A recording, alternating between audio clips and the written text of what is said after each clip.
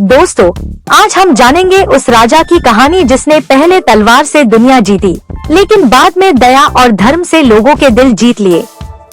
यह कहानी है महान सम्राट अशोक की। अशोक का जन्म लगभग 304 ईसा पूर्व में पाटलिपुत्र में हुआ था।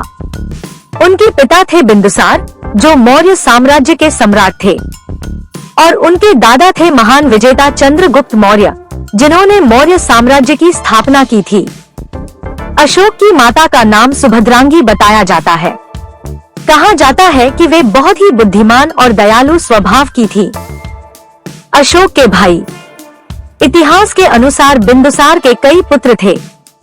सबसे बड़े भाई का नाम था सुसीम। वह सिंहासन का उत्तराधिकारी माना जाता था। इसके अलावा अशोक के और भी कई भाई थे, जिनमें से एक का नाम विताशोक तिष्य बताया जाता है। कहा जाता है कि भाइयों के बीच सिंहासन को लेकर प्रतिस्पर्धा और तनाव भी था। अशोक बचपन से ही बहुत तेज, साहसी और युद्ध कौशल में निपुण थे, लेकिन उनका स्वभाव थोड़ा कठोर और उग्र माना जाता था। इसी कारण कुछ लोग उन्हें चंड अशोक भी कहते थे। जब अशोक युवा हुए तो उनके पिता बिंदुसार ने उन्हें राज्य का प्रशासन सिखाने के लिए महत्वपूर्ण प्रांतों का शासन दिया। अशोक को उज्जैन का शासक बनाया गया। उन्होंने वहां शासन को बहुत अच्छी तरह संभाला। कुछ समय बाद उन्हें तक्षशिला भेजा गया, जहां उन्होंने विद्रोह को शांत किया। इससे उनकी वीरता और नेतृत्व क्षमता पूरे साम्राज्य में प्रसिद्ध हो गई।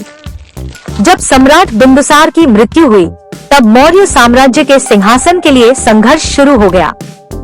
सबसे बड़े भाई सुसीम को राजा बनाने की बात चल रही थी, लेकिन परिस्थितियां बदल गईं और अंततः अशोक मौर्य साम्राज्य के सम्राट बन गए।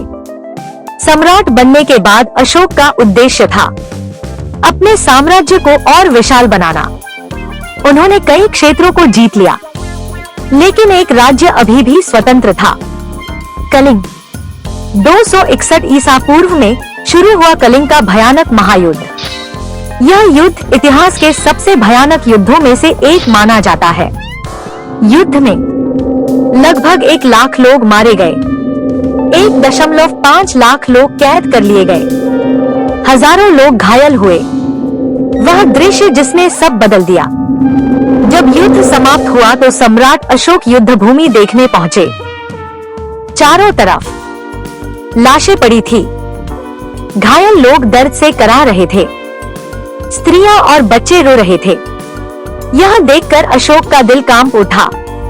उन्हें लगा कि यह जीत नहीं, बल्कि बहुत बड़ा पाप है। कुछ समय बाद अशोक की मुलाकात एक बौद्ध भिक्षु उपगुप्त से हुई। उपगुप्त बहुत शांत और सरल स्वभाव के थे। उनके चेहरे पर अद्भुत शांति दिखाई देती थी। अशोक ने उनसे पूछा, हे भिक्षु, क्या इस संसार में कोई ऐसा मार्ग है जिससे मन को शांति मिल सके?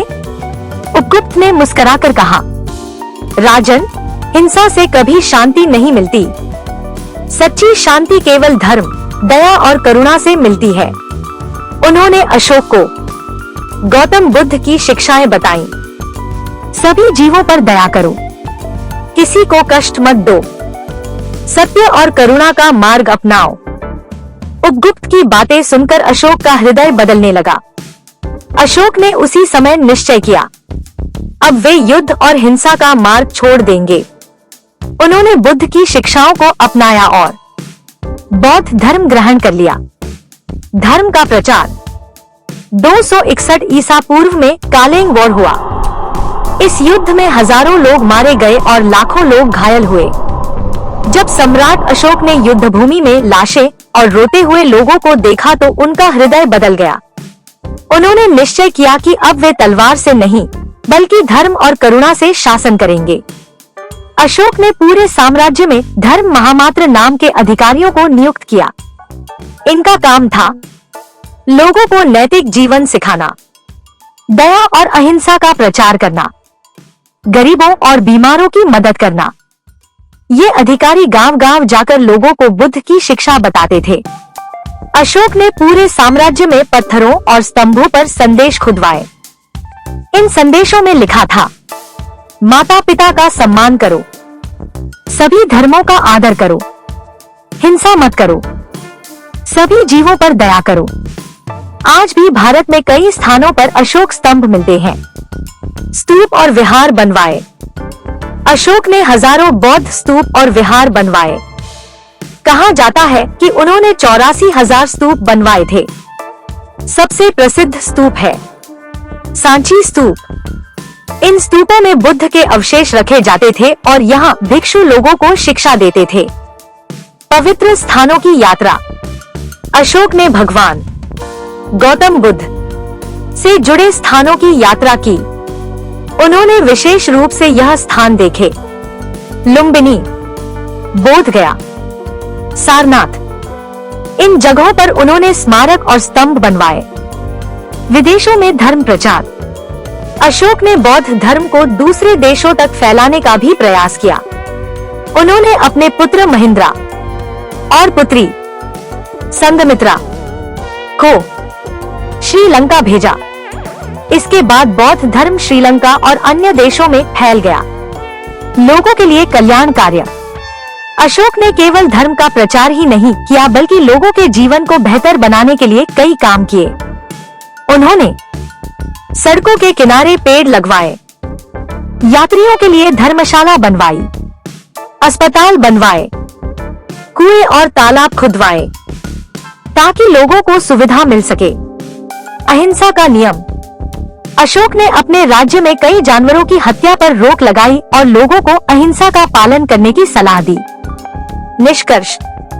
इस तरह सम्राट अशोक ने बुद्धिज्म को पूरे भारत और कई देशों में फैलाया। इसी कारण उन्हें इतिहास में धर्माशोक कहा जाता है। इस कहानी का संदेश, एक क्षण का पश्चाताप भी इंसान का पूरा जीवन बदल सकता है। दोस्तों, इस कहानी से हमें यह सीख मिलती है कि जीवन में कितनी भी शक्ति, धन या विजय क्यों न मिल जाए, लेकिन सच्ची महानता दया, करुणा और मानवता में ही होती है। अगर आपको यह कहानी पसंद आई हो और आप ऐसी ही प्रेरणादायक ऐतिहासिक कहानियाँ सुनना चाहते हैं, तो हमारे चैनल को लाइक, शेयर और सब्सक्राइब जरूर करें। आपका एक सब्सक्राइब हमें और भी अच्छी और ज्ञानवर्धक कहानियाँ लाने की प्रेरणा देता है।